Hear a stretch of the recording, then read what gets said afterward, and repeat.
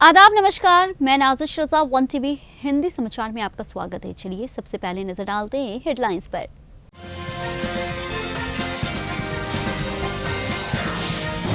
तेलंगाना में होने वाला है रोचक मुकाबला। केसीआर के खिलाफ कांग्रेस ने रेवंत रेड्डी को मैदान में उतारा।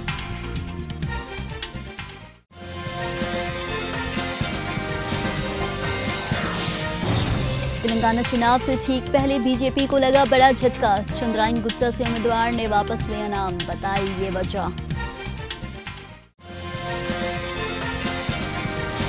आठ 8.52 लाख वोटर, 40 सीटों पे 174 उम्मीदवार की किस्मत का फैसला। मिजोरम चुनाव से जुड़ी हर जानकारी।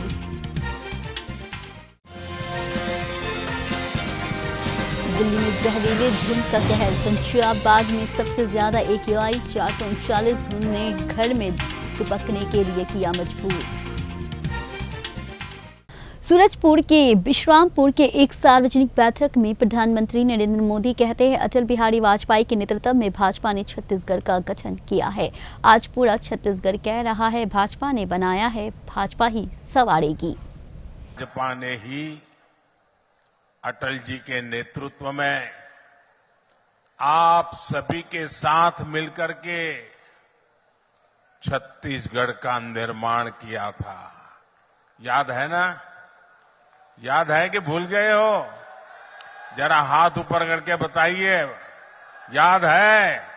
ये छत्तीसगढ़ अटल जी ने बनाया था, याद है? और इसलिए आज पूरा छत्तीसगढ़ कह रहा है भाजपा ने बनाया है, भाजपा ही संवारेगी। मिजोरम में आज 40 विधानसभा सीटों के लिए वोटिंग है। इन 40 सीटों के लिए कुल 174 उम्मीदवार मैदान में हैं।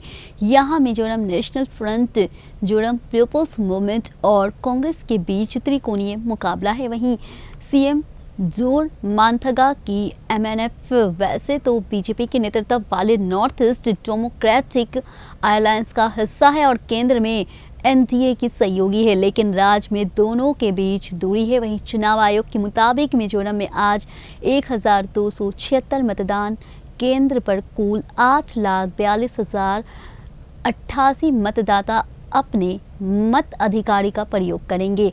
इसी में पुरुष वोटर 4,13,064 और महिला वोटर 4,39,028 है। यहाँ सबसे खास बात यह है कि 18 से 19 आयु वर्ग के 50,611 मतदाता है जो पहली बार मतदान करेंगे। वहीं प्रदेश में 80 साल से अधिक उम्र के 8,490 वोटर है। वहीं चुनाव आयोग ने राज्य के 30 मतदान केंद्रों को क्रिटिकल पोलिंग सेंटर के रूप में चिन्हित किया है।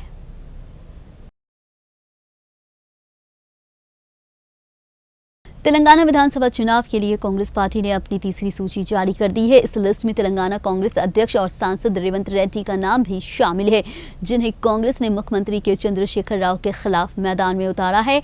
रेड्डी और राव दोनों ही दो सीटों से चुनाव लड़ रहे हैं। तेलंगाना कांग्रेस अध्यक्ष रेवंत रेड्डी कामारेड्डी विधानसभा सीट से सीएम चंद्रशेखर राव को चुनौती देते नजर आएंगे। इसके साथ ही वो कोंडागल सीट से भी हाथ आजमा रहे हैं। इस सीट में रेड्डी साल 2018 में भी चुनाव लड़ चुके हैं, लेकिन यहां से वो पिछली बार हार गए थे और इसके बाद लोकसभा चुनाव जीतकर सांसद बने थे। वहीं केसीआर की दूसरी सीट गजवेल से है। वहीं उम्मीदवारों की तीसरी सूची में रेड्डी के नामकरण के अलावा कांग्रेस ने 2 उम्मीदवारों को हटाकर बदलाव किया है, जिसके नाम पहले घोषित किए गए थे।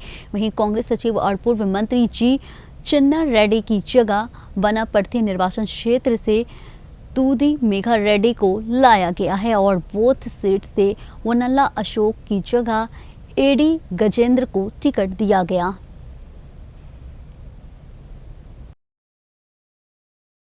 तेलंगाना में आगामी विधानसभा चुनाव से ठीक पहले भारतीय जनता पार्टी को बड़ा झटका लगा है। यहां चंद्रायन गुट्टा से बीजेपी के उम्मीदवार यू सत्या नारायण मुदिराज ने स्वास्थ्य समस्याओं का हवाला देते हुए अपने उम्मीदवार वापस ले ली है।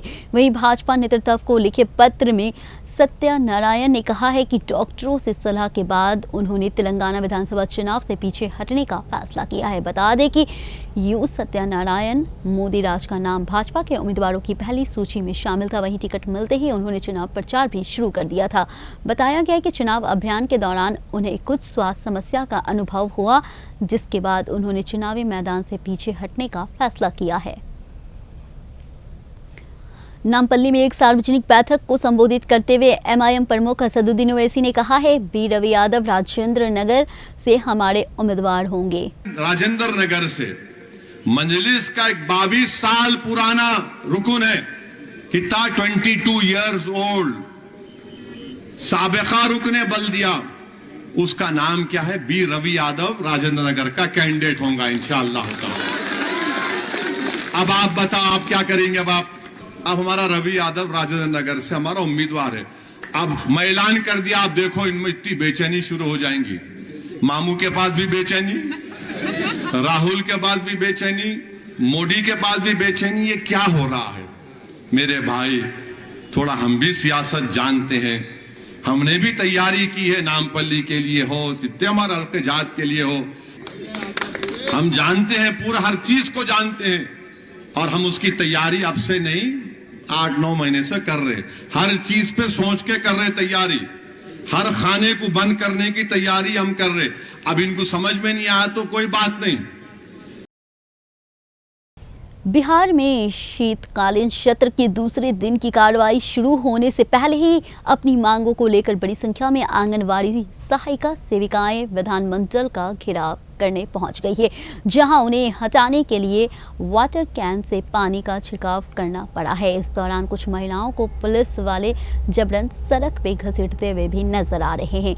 पुलिस के बर्बर व्यवहार के बाद आंगनबाड़ी कर्मियों को आक्रोश और बढ़ गया है। उनका कहना था कि लंबे समय से मानदेय बढ़ाने और सरकारी कर्मी का दर्ज देने की मांग कर रही है। वहीं आंगनबाड़ी कर्मियों ने इस बार साफ कर दिया है कि जब तक मानदेय से संतोषजनक बढ़ोतरी नहीं होती है, तब तक वह विधानमंडल के बाहर ऐसे ही धरने पर बैठे रहेंगे।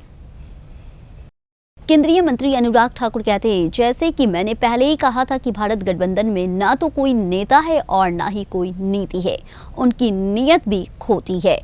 इस गठबंधन में अशिकाश नेता भ्रष्टाचार से घिरे हुए, वे एक साथ आए और सिर्फ खुद को बचाने के लिए आए हैं। देश की राजधानी दिल्ली में 8वें दिन भी जहरीली धुंध छाई रही है। हालांकि सोमवार की तुलना में आज AQI में आंशिक सुधार के संकेत है। वहीं केंद्रीय प्रदूषण नियंत्रण बोर्ड के अनुसार दिल्ली भर में वायु गुणवत्ता मंगलवार को भी गंभीर श्रेणी में बनी हुई है। वहीं पंजाबी बाग में 439, RK पुरम 437, आनंद विहार AQI 432, जहांगीरपुरी 426, शादीपुर 424, ओखला 422, वहीं DTU 418, मंडका 414, न्यू मोतीबाग में 410, वहीं द्वारिका सेक्टर I 407, वहीं ITO 364 दर्ज किया गया है। वहीं दिल्ली में प्रदूषण का आलम यह है कि लोगों को इसकी चपेट में आने से बचने के लिए घर में बाहर ना निकलने में बेहतरीन समझ रहे हैं। दिल्ली में सोमवार को वायु प्रदूषण का स्तर सुरक्षित मानकों से 7 से 8 गुना अधिक दर्ज किया गया है। वहीं राज्य सरकार ने दिवाली के बाद वायु गुणवत्ता के स्तर में और अधिक गिरावट की आशंका को देखते हुए 4 साल बाद अपनी सम विषम वाहन योजना फिर से लागू करने की घोषणा की है। छत्तीसगढ़ में वोटिंग शुरू हो चुकी है। प्रदेश की 20 सीटों पे 40,48,681 मतदाता अपने मताधिकारी का प्रयोग करने वाले हैं, जिनमें 19,93,937 पुरुष है। वहीं 20,84,675 महिला और 69 तीसरे लिंग के मतदाता शामिल है। वहीं पार्टी प्रत्याशियों ने वोट डालना शुरू कर दिया है। वहीं नारायणपुर से बीजेपी प्रत्याशी केदार कश्यप ने भनपोरी विधानसभा क्षेत्र के मतदान केंद्र क्रमांक 212 पे अपना वोट डाला है। साथ ही उन्होंने लोगों से बीजेपी को वोट करने की अपील भी की है। केंद्र कश्यप ने कहा है कि प्रदेश के 20 विधानसभा क्षेत्रों में लोकतंत्र का महापर्व चल रहा है और सुबह से यहां बड़ी संख्या में लोग वोट डालने आए, और जिससे पता चलता है कि राज्य की जनता छत्तीसगढ़ से कांग्रेस सरकार को हटाना चाहती है। उन्होंने कहा, मैं अभी से अपील करना चाहता हूं कि वे बीजेपी के लिए ज्यादा से ज्यादा वोट दें। साथ ही उन्होंने कांग्रेस की सरकार पे भी निशाना साधा है। उन्होंने कहा कि जिस मकसद से छत्तीसगढ़ बनाया गया था वो मकसद पूरे नहीं हो पा रहे हैं। आज के हिंदी समाचार में इतना ही। मुझे दीजिए इजाजत, पर मिलेंगे नए हिंदी समाचार के साथ सिर्फ वन टीवी में।